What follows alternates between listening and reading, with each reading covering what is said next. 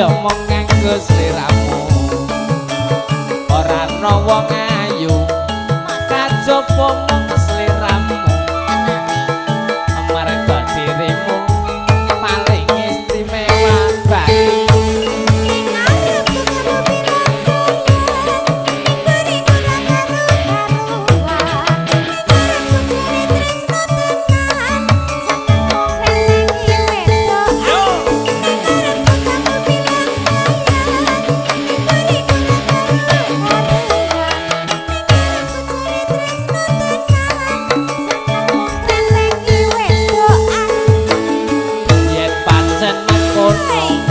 aku ngakoni salahku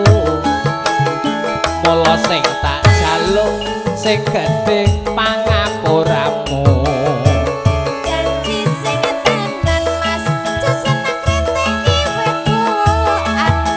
bakal layak tentrem anggone urip bebrayan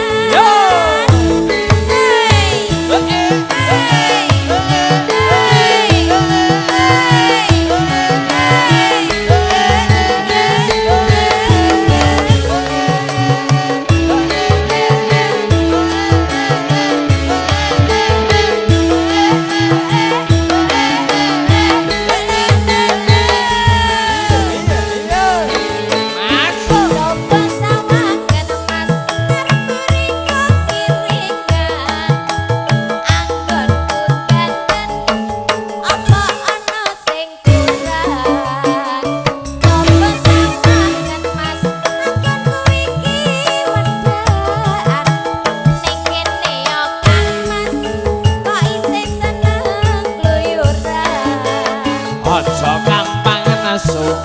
mbok aja gampang cemburu tresnaku iki dik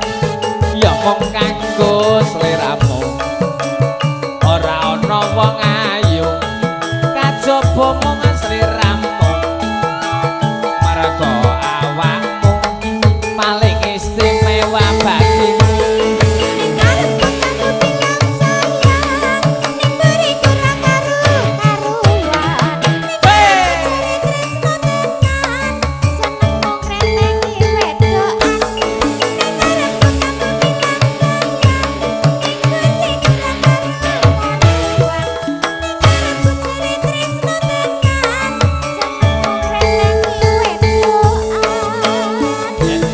mengkono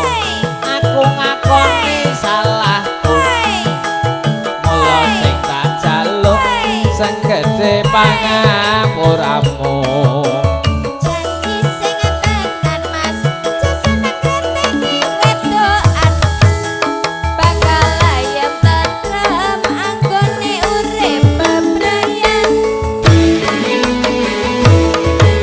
matur sembah nuwun matur sembah nuwun Dek Norita.